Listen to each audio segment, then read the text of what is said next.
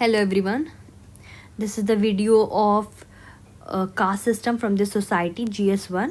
ठीक है, we have already covered many things and today we are going to start the role of caste in Indian politics. ठीक है, हमने cast क्या होता है, कास्ट कैसे इवॉल्व हुआ, कास्ट क्या अपनी रेलेवेंसी खो रही है नहीं खो रही है, उसका क्या बेस्ट पार्ट है, वो किस तरीके से न्यू आइडेंटिटी को उसने इवॉल्व कर रखा, ये सारी चीज़ें वी हैव रेड. ठीक है, नाउ वी विल सी कि कास्ट इंडियन पॉलिटिक्स में किस तरीके का रोल प्ले करता है. तो पहले आप हिस्ट्री में जाइए. हिस्टोरिकली आप देखेंगे कि British saw caste as a prism to understand India's social reality, which also says as a white man's burden. मैं इसको बहुत ही अच्छे से आपको समझाती हूँ. ठीक है, ब्रिटिश लोग जब आए उन्हें इंडिया का सोशल स्ट्रक्चर बहुत ही कॉम्प्लेक्स लगा. ठीक है, उन्होंने देखा कि कास्ट सबसे इम्पॉर्टेंट आइडेंटिटी है. Caste is the very important identity. इसलिए उन्होंने कास्ट को एज अ प्राइम लेंस बनाया और उन्होंने बोला कि कास्ट के बेसिस पे इंडिया को समझते हैं. ठीक है, and they say that it's a white man's burden. उन्होंने ये बात कही कि ये हमारी जिम्मेदारी है, ये हम गोरों की फ़र्ज़ है कि उन अनसिविलाइज लोगों को हम सिविलाइज कर मतलब अनसिविलाइज लोगों को सिविलाइज करें. उन्होंने हमें क्या कहा कि वी आर अनसिविलाइज्ड, सो ये हमें सिविलाइज करने की बात की. ठीक है, ब्रिटिश ने कहा कि इंडिया में कास्ट डिस्क्रिमिनेशन बहुत बड़ी प्रॉब्लम है. ठीक है, इसीलिए हमें यहाँ रूल करना चाहिए. ये एक्चुअली बस एक जस्टिफिकेशन उन्होंने दिया था. उन्हें था कि यहाँ इस कास्ट बेसिस पर डिवाइड करो, रूल करो, झगड़ा करो और रूल करो. ठीक है, उनका बस यही था कि कास्ट को यूज़ करके सोसाइटी को तोड़ो ताकि हम यहाँ खुद अच्छे से रूल कर सके और इनको जस्टिफाई कर सके कि देखो तुम अनसिविलाइज्ड हो, हम तुम्हें सिविलाइज बना रहे हैं, हम तुम्हारे लिए कुछ ना कुछ पॉलिसीज़ लेकर आ रहे हैं तुम्हारे बेटर के लिए. तो ये सारी चीज़ें उन्होंने कहा. तो आप ये चीज़ लिख सकते हो कि British saw caste as a prime to understand India's social reality. देखो कास्ट सिस्टम इतना इंपॉर्टेंट है. Caste become a tool for justifying their rule here. वो जो यहाँ रूल कर रहे हैं उस चीज़ को जस्टिफाई करने के लिए उन्होंने किस चीज़ को यूज़ किया, कास्ट को जस्टिफाई द कास्ट रूल. ठीक है, तो जैसे आप इसको एग्जांपल से समझ लें. बिहार ने 2023 में कास्ट डाटा निकाला. ठीक है, और 2024 में इसकी रिपोर्ट पब्लिक की. 2024 में इस सर्वे की रूट ब्रिटिश सेंसर के 101 से लिंक्ड थी. ठीक है, आज भी जब लोग कास्ट सेंसस मांग रहे हैं ना तो झारखंड यूपी डिमांड 2024 में भी उठी थी. ठीक है, झारखंड यूपी में भी डिमांड 2024 में उठी थी. तो वो ब्रिटिश मेथोडोलॉजी को ही यूज़ करते हैं. जैसे ब्रिटिश मेथोडोलॉजी ने कास्ट सिस्टम यूज़ किया था ना, तो ये आज भी वो वही यूज़ करते हैं. आप एक डाटा उठा लो. डाटा के हिसाब से मैं आपको बताती हूँ. 1901 में जो सेंसस लेकर आई थी ब्रिटिश गवर्नमेंट, उसमें 2000 प्लस कास्ट को उन्होंने आइडेंटिफाई किया था. ठीक है, और उन्होंने कहा था कि ये कास्ट आइडेंटिटीज बहुत ही रिजिड हो गई है.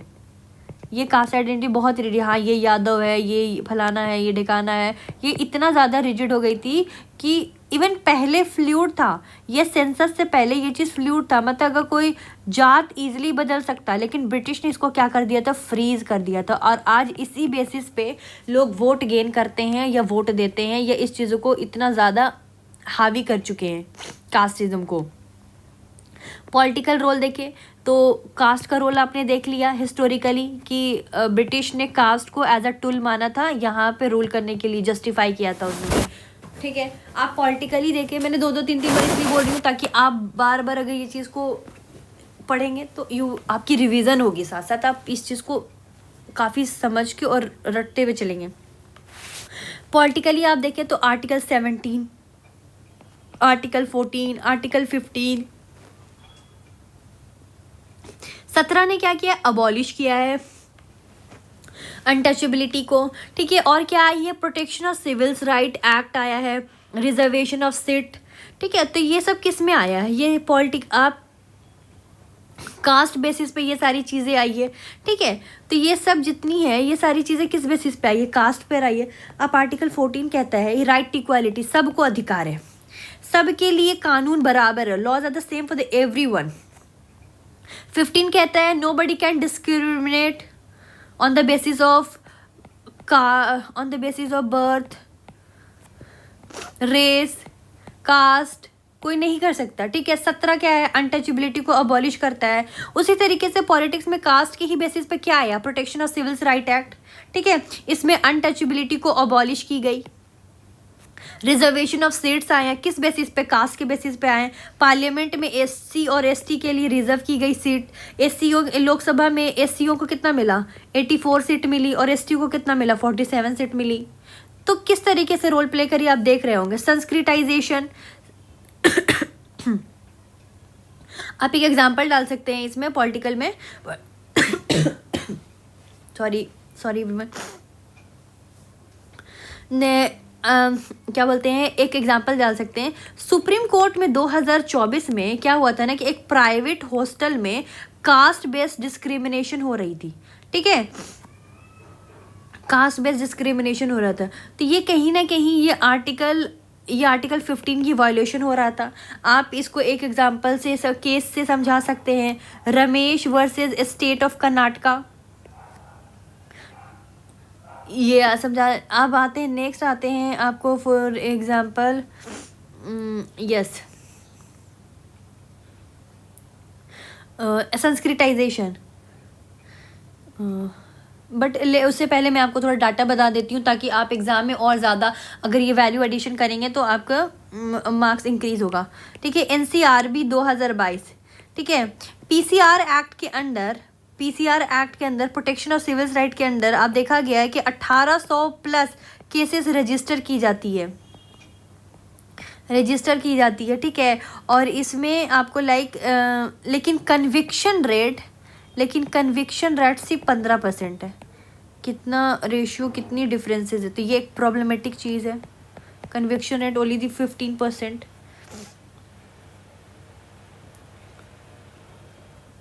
आप प्रोटेक्शन ऑफ सिविल राइट्स में मैं बताती हूँ प्रोटेक्शन ऑफ सिविल्स राइट क्या होता है। जैसे किसी भी सिविल राइट का कोई भी अधिकार है, जैसे अनटचेबिलिटी आप नहीं कर सकते, इसको अबॉलिश कर दिया गया था।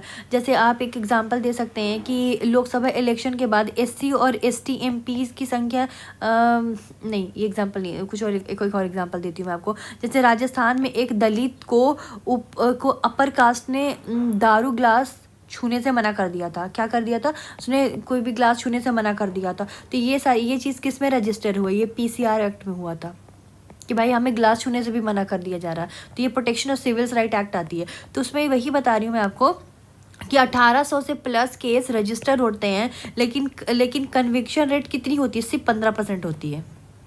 तो ये प्रॉब्लमेटिक चीज़ है। आप एक और चीज़ एग्जाम्पल देख लें। एक स्कीम आई थी SC and ST atrocities act आया था 1989 में, ठीक है। इसमें सिविल राइट का ब्रॉडर वर्जन बताया था। ये सिविल राइट का ब्रॉडर वर्जन है, सिविल राइट्स ब्रॉडर वर्जन। इसमें विक्टिम को 8.25 लाख कंपनसेशन मिलने की बात की गई थी। तो this is a value addition you can write on this.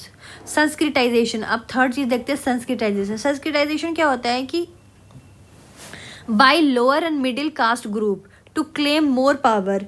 इसमें क्या होता है कि ये टर्म सबसे पहले तो ये सुनते संस्कृताइजेशन टर्म दिया किसने था, तो MN श्रीनिवास ने दिया था ये टर्म।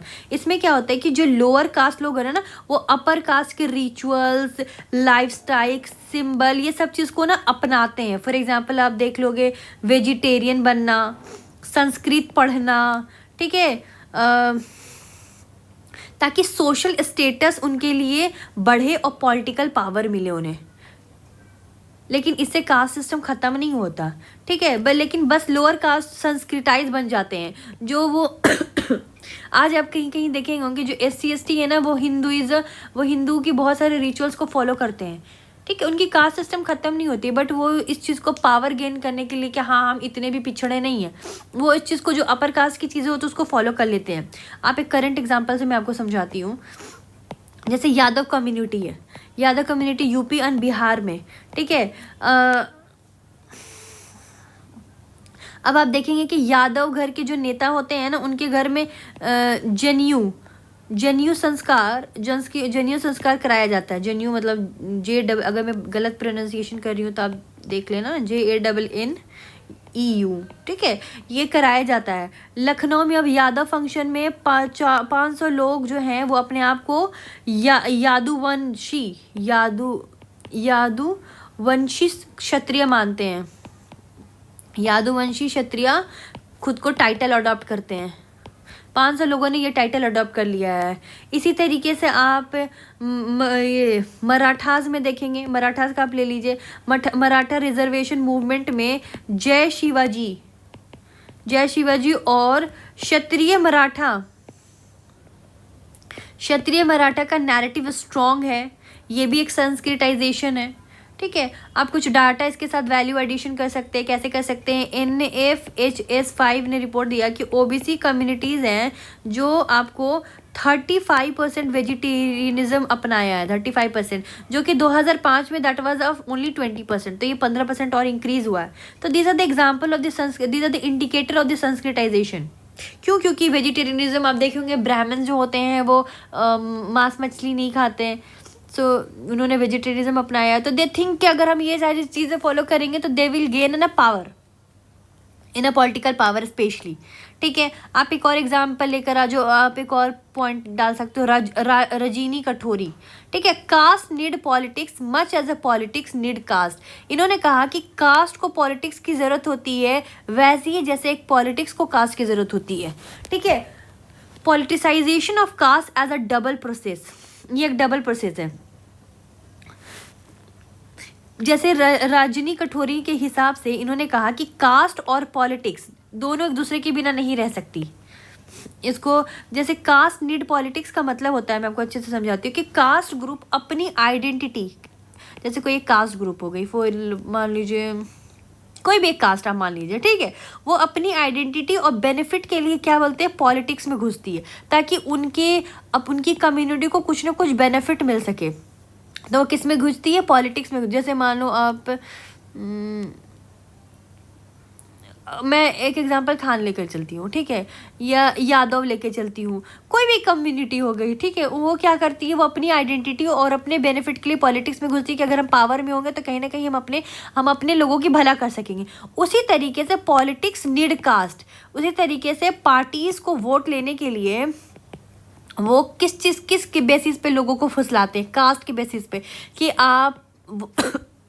मैं आपका भला करूँगा तो आप मुझे वोट दीजिए, मैं आपके लिए ये करूँगा वो करूँगा। तो वो अक्सर क्या करते हैं, वोट गेन करने के लिए कास्ट को अपना मोहरा बनाते हैं। तो this is known as a double process. समझ में आ गया? Politicisation of caste, politicisation of caste मतलब है कि कास्ट पॉलिटिकल फॉर्म लेती है। कास्ट पॉलिटिकल फॉर्म लेती है। इसमें क्या होता है, जैसे क्या होता है, पार्टी आ जाती है, डिमांड होता है, प्रोटेस्ट होते हैं, ठीक है। और एक होता है कि कास्टिसाइजेशन ऑफ पॉलिटिक्स।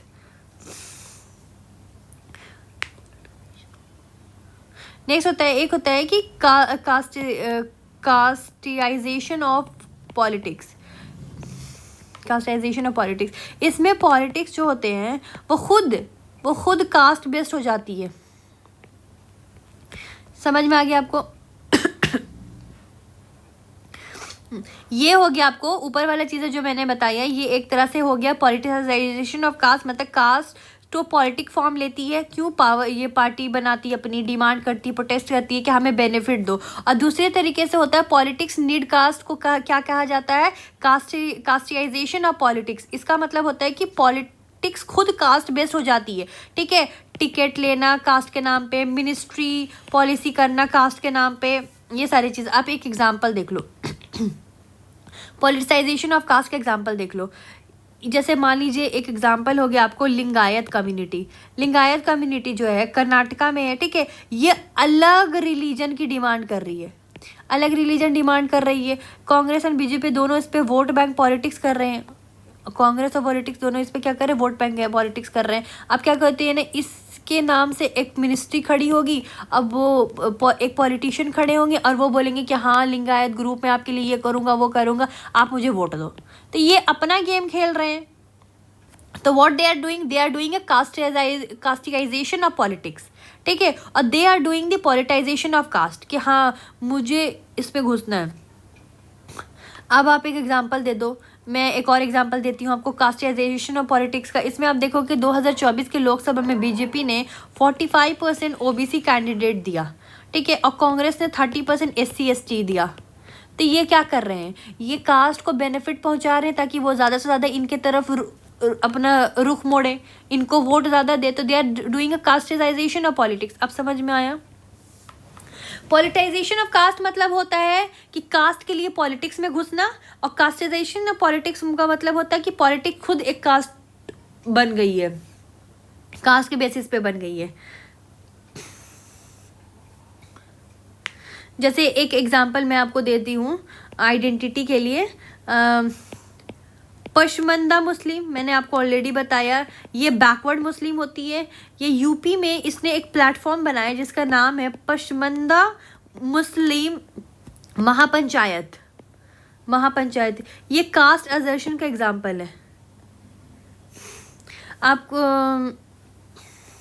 आप एक और एग्जाम्पल डाल सकते हो, जैसे लोकनीति CSDA 2024 का सर्वे आया जिसमें कहा कि 72% वोटर जो होते हैं वो मानते हैं कि कास्ट से वोटिंग डिसाइड होती है। This is known as a वही कास्टिसाइजेशन ऑफ पॉलिटिक्स। जो पॉलिटिशियन होते हैं वो कास्ट बेस्ड बन जाते हैं और वो कास्ट के नाम पे वोट लेने की कोशिश करते हैं। तो आप उसमें ये एग्जांपल डाल सकते हो कि किस तरीके से उनको भी लगता है कि भाई जो 72% ये मानते कि कास्ट से वोटिंग आती, तो आप कास्ट के नाम पे इन्फ्लुएंस करो। यादव है तो ये यादव को फुसलाएंगे, और भी जो भी है, आई डोंट नो। नेक्स्ट आते हैं, when caste grouping make politics their sphere of activities, caste group also get a chance to assert the identity। ठीक है, तो मैंने आपको वही पशमंदा वाला एग्जांपल दिया।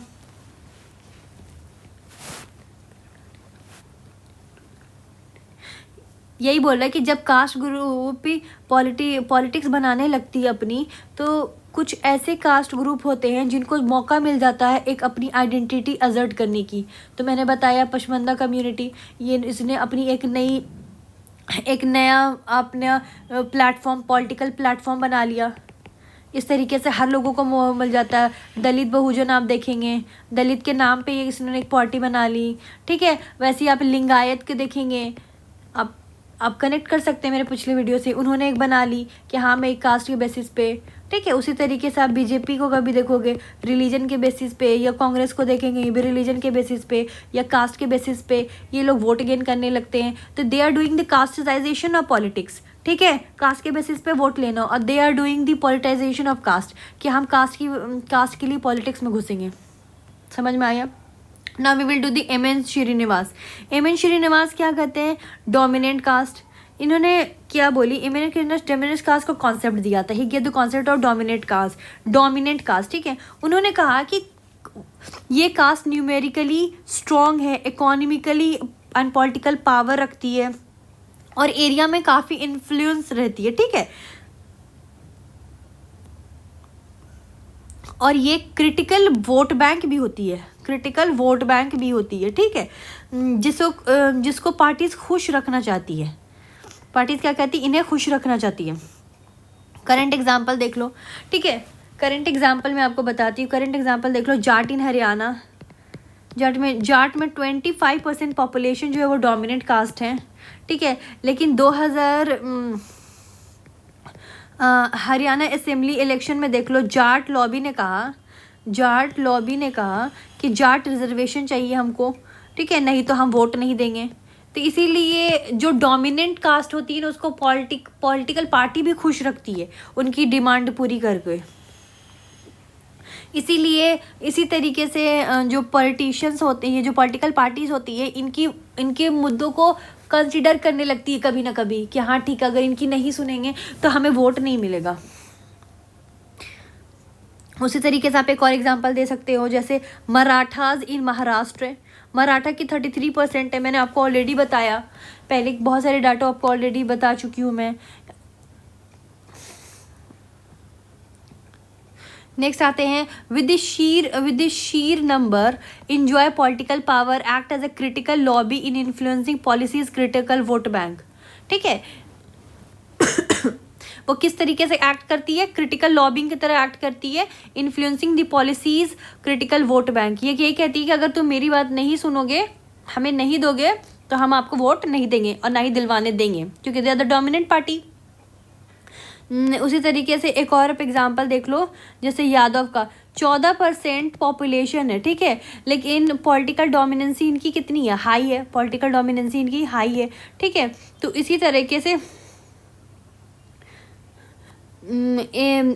से इलेक्शन में जो एसपी थी, एसपी ने यादव वोट को कंसोलिडेट करने के लिए उन्होंने 40% टिकट यादव को दिया था।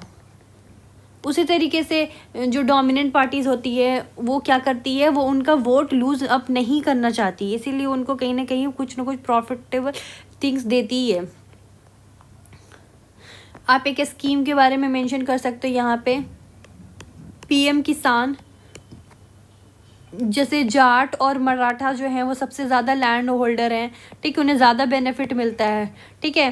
टॉप 20% बेनिफिशरीज में 55% डोमिनेंट कास्ट के ही होते हैं। अब देख लोगे जो 20% बेनिफिशरीज मिलती है इसकी स्कीम के थ्रू, ठीक है, पीएम किसान के थ्रू, उसमें 55% तो डोमिनेंट कास्ट से ही होते हैं। तो ये सारी चीज़ें कही गई है, किस तरीके से कास्ट जो है वो रोल प्ले करता है, हड़का के रखता है, कभी कभी आप ये कह सकते हैं लोकल लैंग्वेज में अगर आप सीखे तो। आर्टिकल 15 क्लॉज 4, ठीक है, आर्टिकल 15 क्लॉज 4 में क्या होगा, मंडल कमीशन की बात करते हैं। Instead of economic criteria caste become, ठीक है, caste become the strengthen the strong foothold of the caste. इसके बारे में मैं आपको बहुत अच्छे से समझाती हूँ।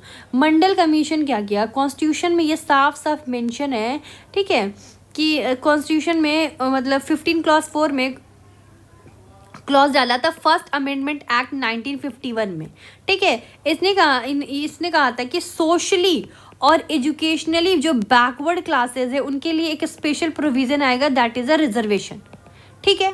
लेकिन मंडल कमीशन ने क्या कर दिया, ये किस में आया था, 15 क्लॉज 4 फर्स्ट अमेंडमेंट एक्ट में ये चीज़ डाली गई थी। मंडल कमीशन ने क्या किया कि उनको जो इकोनॉमिकली और एजुकेशनली बैकवर्ड थे, चाहे वो किसी भी कास्ट के हों, उनको रिजर्वेशन देने की जगह उन्होंने क्या कर दिया, 1980 में ओबीसी को 27% रिजर्वेशन दे दिया। तो इन्होंने कास्ट को क्या किया, फ्रीज कर दिया ना, कास्ट को क्या कर लिया, इन्होंने कास्ट बेसिस पे कर दिया, कास्ट को ही बैकवर्ड बता दिया कि चलो ओबीसी ही बैकवर्ड क्लास है। तो अब ये चीज़ दिमाग में बैठ गई, ये चीज़ स्ट्रांग हो गया, तो आज यही सारी चीज़ें खेली जाती है।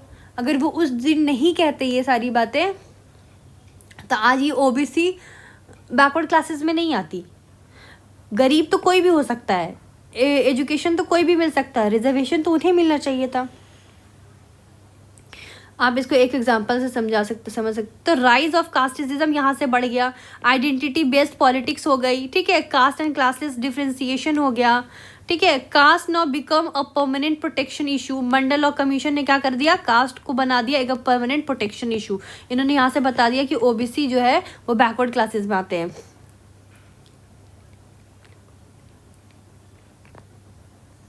ठीक है, अब थोड़ा कुछ डिबेट चला, एक एग्जांपल के साथ आप समझ लो। क्रीमी लेयर डिबेट ने कहा, सुप्रीम कोर्ट ने कहा कि एससी और एसटी में भी जो क्रीमी लेयर है उनको रिजर्वेशन नहीं मिलना चाहिए। अब एक ही इंसान बार बार मलाई खाएगा तो ये गलत बात है ना, जो पिछड़े लोग हैं उनके पास तो वो सारी चीज़ें जा नहीं रही है, लेकिन सेंटर ने इसको क्या कर दिया, अपोज कर दिया। ठीक है, ये डिबेट एग्जैक्टली यही है। क्यों अपोज कर दिया आप समझ ही लो, क्योंकि कास्ट बेस्ड पॉलिटिक्स रोक नहीं सकते, क्योंकि इनको वोट चाहिए तो रोक नहीं सकते। नेक्स्ट आते हैं आपको ईडब्ल्यूएस का कोटा, आप देख लो। ईडब्ल्यूएस कोटा 10% जो 2019 में आया, ये बोला कि इकोनॉमिक क्राइटेरिया पर बेस्ड था। इसमें थी कि जिनकी इनकम 8 लाख से कम है, प्रॉपर्टी इनकी लिमिटेड है, तो ईडब्ल्यूएस का डाटा लेकिन ईडब्ल्यूएस का डाटा क्या बताता है कि 70% बेनिफिशियरी जो है वो डोमिनेंट कास्ट लेके जाते हैं।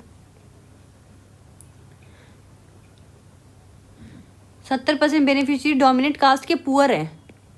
ये बताता क्या है कि 70% बेनिफिशियरी डोमिनेट कास्ट के पुअर है। जैसे आपको कापू हो गए, मराठा हो गया, पट्टीदार हो गए, ये सारी चीज़ें हैं।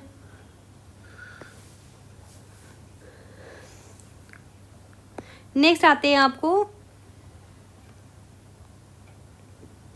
Setting up of an ideology, की demands, political socialisation, thinking and awareness, nomination of candidate, caste consciousness.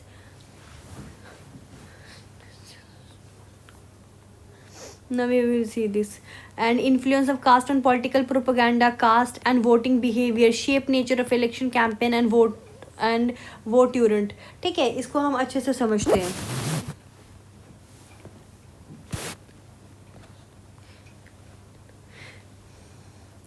Setting up of an ideologies, ठीक है, क्या कह रहा है कि कास्ट ग्रुप अपनी डिमांड के हिसाब से आइडियोलॉजी बनाती है। ठीक है, जैसे Hindutva upper caste dominant ideology है। ये बहुजन क्या कहती है, लोअर कास्ट आइडियोलॉजी है।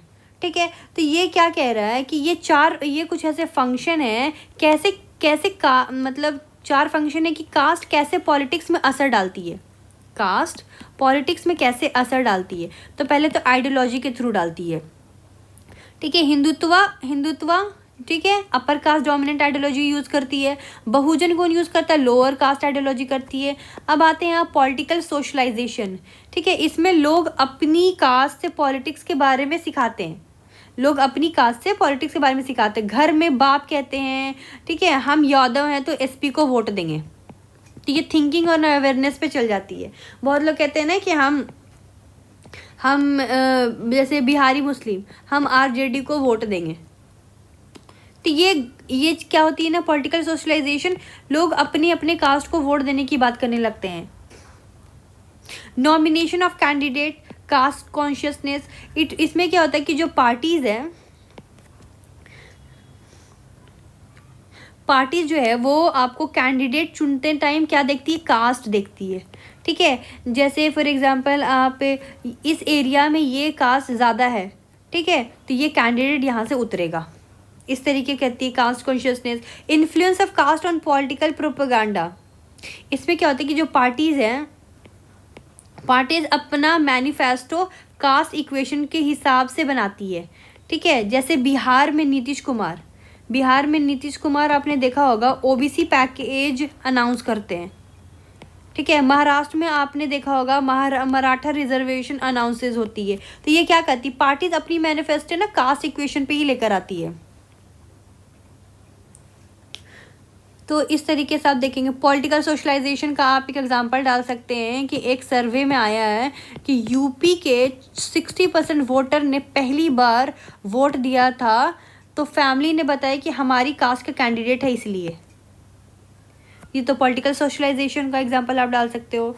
नॉमिनेशन का आप एग्जांपल डाल सकते हो, जैसे लोकसभा में बीजेपी ने 25% सीट पे ओबीसी कैंडिडेट दिया था, ओबीसी कैंडिडेट दिया। कांग्रेस ने 20% एससी और एसटी को दिया। तो ये क्या करते हैं, ये नॉमिनेशन ऑफ कैंडिडेट के एग्जांपल आप डाल सकते हो। इन्फ्लुएंस ऑन प्रोग्राम का एग्जांपल डाल सकते हो, जैसे पीएम आवास योजना। ठीक है, तो एससी एसटी को प्रायोरिटी दी गई इसलिए क्योंकि एससी एसटी से वोट ले सके। ठीक है, आप एडीआर का रिपोर्ट आया था, एडीआर रिपोर्ट ने कहा था, 2024 का रिपोर्ट है, कि लोकसभा में 85% एमपी जो हैं वो करोड़पति और उनमें 70% तो डोमिनेट कास्ट के हैं। तो नॉमिनेशन पे भी आप देख लो कास्ट का कितना बड़ा इन्फ्लुएंस है। तो दीज आर द एग्जाम्पल, आप ये एडीआर का डाल सकते हैं नॉमिनेशन ऑफ कैंडिडेट में।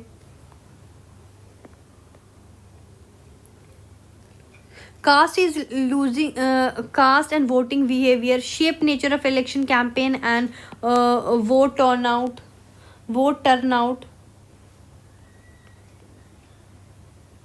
ये सारी चीज़ें आप एक और पॉइंट अपने से ऐड कर सकते हैं। ठीक है, आप ये डाल सकते हैं like caste and voting behaviour. इसमें आप क्या डाल सकते हैं कि जैसे जैसे इलेक्शन कैंपेन है, तो पहले सिर्फ जो इलेक्शन कैंपेन होती थी वो कास्ट कार्ड खेलते थे, ठीक है। अब कैंपेन में बिजली, पानी, सड़क, रोजगार भी आता है। मान लो अगर पूछा जाएगा कि कास्ट अपनी रेलेवेंसी पॉलिटिक्स में कैसे खो रही है, तो आप ऐसे भी एक एग्जांपल, मैं एक एक्स्ट्रा पॉइंट बता रही हूँ आपको, आप इसको क्या कर सकते हैं, आप ऐसे डाल सकते हैं कि पहले कास्ट में सॉरी पहले कैंपेन में सिर्फ कास्टिज्म खेली जाती थी, अब लोग बिजली, पानी, रोजगार की भी बात करते हैं।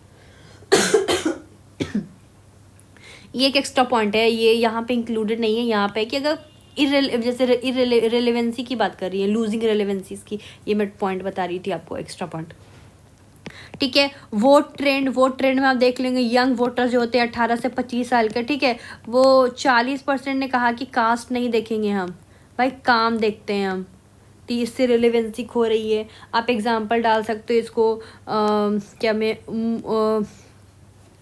मोदी जी ने आपको इलेक्शन में बताया था कि विकास और गरीबी हटाओ का नैरेटिव चलाया था, ठीक है, कास्ट फैक्टर कम दिखा था इस चीज़ में, आप एग्जांपल डाल सकते हो, ठीक है। यंग वोटर्स का आप एग्जांपल डाल सकते हो कि किस तरीके से कास्ट रेलेवेंसी पॉलिटिक्स में ख़त्म हो रहा है, ठीक है। तो 2024 के इलेक्शन में फर्स्ट टाइम वोटर 18 से 19 साल के थे, जिन्होंने 45% को कास्ट से कोई फ़र्क नहीं पड़ा था। तो ये CSDS सर्वे में आया, दे वांट कि हमें रोज़गार दो, काम दो, तो हम फिर वोट देंगे। एक रिपोर्ट आती है CSDS 2024 पोस्ट पोल सर्वे, ये कहती है कि 34% वोटर ने कहा अनएम्प्लॉयमेंट सबसे इम्पॉर्टेंट इशू है, ठीक है। अब 22% इन्फ्लेशन, अब 12% ही थे जिसने कास्ट इशू पे बात की थी। तो आप इस तरीके से देखते हैं कि रिलेवेंसी भी कम हो रही है उस पर, ठीक है। अब इसके कुछ पॉजिटिव इफ़ेक्ट देख लेते हैं। पॉजिटिव इफ़ेक्ट क्या है कि अच्छे से समझते हैं किस तरीके से कास्ट जो पॉलिटिक्स में रोल प्ले कर रही है, उसका पॉजिटिव इफेक्ट देखते हैं।